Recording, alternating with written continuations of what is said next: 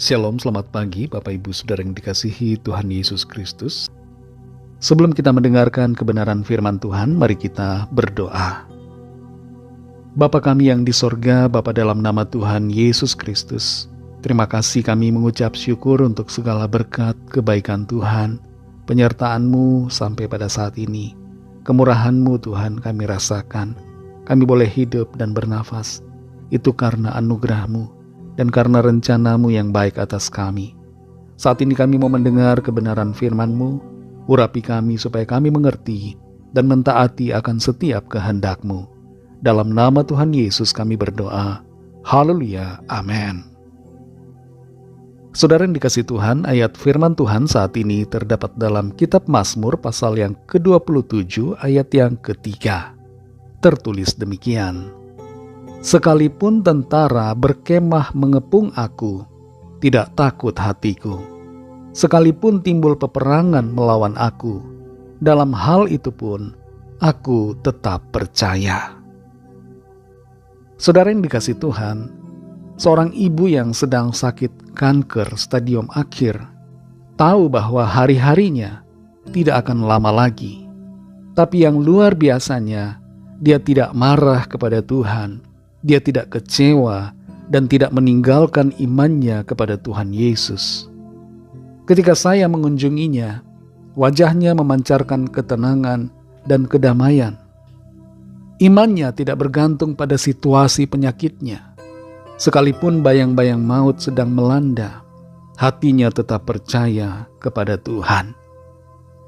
Iman kita, iman saudara dan saya, hendaknya tidak bergantung kepada situasi, tidak bergantung pada keadaan, supaya iman kita tidak akan pernah goyah ketika ada masalah ataupun pergumulan. Dalam Mazmur 27 ayat 3 ini dikatakan, sekalipun tentara berkemah mengepung aku, tidak takut hatiku. Sekalipun timbul peperangan melawan aku, dalam hal itu pun aku tetap percaya. Kecenderungan kita pada umumnya adalah membiarkan situasi yang ada di luar kita mempengaruhi kondisi di dalam kita, termasuk iman kita. Ketika hidup kita baik-baik saja, karir kita menanjak, kesehatan tidak ada masalah, keuangan atau finansial kita stabil, iman kita menjadi kuat dan mudah sekali kita menggebu-gebu melayani Tuhan. Tapi ketika ada masalah, ada badai persoalan, iman kita seringkali menjadi goyah. Ada memang orang yang kalau datang masalah, imannya kuat. Dan sebaliknya, ketika keadaan baik-baik saja, imannya justru menjadi lemah. Ada yang demikian, saudara. Nah, dalam semua keadaan ini, iman itu berarti bergantung pada situasi. Entah itu situasi baik atau situasi buruk yang memperkuat iman atau melemahkan iman. Apapun itu namanya imannya bergantung pada situasi. Berbeda dengan pemazmur di sini, saudara. Dalam pergumulannya, dia menetapkan hati untuk tetap percaya kepada Tuhan. Dalam persoalannya yang paling berat, ada ancaman yang begitu nyata, di mana dia bisa saja terbunuh. Pemazmur Daud menunjukkan ketetapan hatinya untuk tetap percaya kepada Tuhan. Dia katakan di sini, sekalipun timbul peperangan melawan aku. Artinya adalah bahwa ada krisis, ada situasi yang mengancam nyawanya, mengancam eksistensinya, mengancam hidupnya.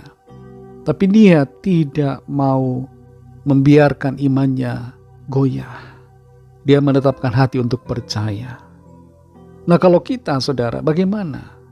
Apakah situasi yang kelihatannya bagaikan peperangan melawan diri kita, ada masalah finansial, ada persoalan yang berat dalam rumah tangga atau dalam apapun, dalam pekerjaan kita, yang bagaikan peperangan melawan diri kita, apakah kita meresponinya dengan iman yang goyah?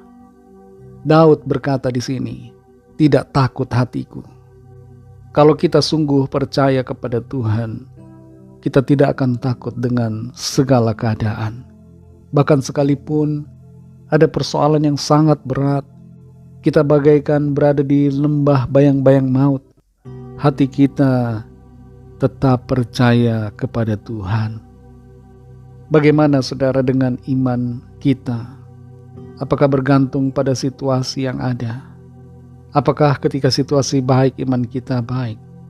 Apakah ketika situasi buruk iman kita juga menjadi buruk? Ibarat seperti fluktuasi mata uang yang naik dan turun setiap hari. Mari saudara, biarlah iman kita tetap naik sekalipun situasi di sekeliling kita turun, sekalipun keadaan buruk, sekalipun apa yang terjadi tidak sesuai dengan harapan kita.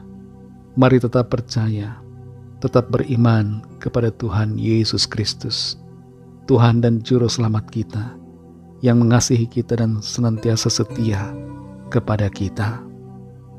Mari kita berdoa. Kami bersyukur Tuhan untuk firman-Mu yang sudah kami dengar saat ini, yang menegur setiap kami, karena terlalu sering kami beriman, di mana iman kami itu bergantung pada situasi yang ada. Ketika keadaan tidak sesuai dengan harapan kami, tidak sesuai dengan apa yang kami impikan, kami menjadi lemah dalam iman kepadamu. Kami marah, kami kecewa, kami mengeluh, kami komplain kepada Tuhan. Ampuni kami ya Bapa, kuatkan iman kami, dan teguhkan iman kami untuk selalu percaya kepadamu. Kami yakin Engkau ada bersama kami. Engkau Bapa yang baik, yang senantiasa akan menolong kami, menjagai kami, memelihara kami dalam kasih-Mu, dan yang akan membawa kami masuk dalam kekekalan, keindahan di dalam surga bersama dengan Engkau. Terima kasih untuk firman-Mu. Penuhi kami dengan Roh-Mu yang kudus, agar kami semakin peka dan mengerti akan kehendak-Mu ya Tuhan. Berkati kami di sepanjang hari ini dalam segala tugas aktivitas kami. Pimpin dan sertai kami agar kami berhasil dan berkemenangan di dalam segala perkara, dan terutama supaya kehidupan kami selalu menyenangkan hati Tuhan. Kami berdoa membawa setiap pergumulan kami masing-masing. Lawatlah ya Tuhan dan nyatakan kuasa pertolongan dan mujizat-Mu bagi setiap kami. Kami serahkan semuanya ke dalam tangan kasih-Mu. Dalam nama-Mu yang kudus, nama Tuhan Yesus Kristus, kami sudah berdoa dan mengucap syukur. Haleluya. Amin.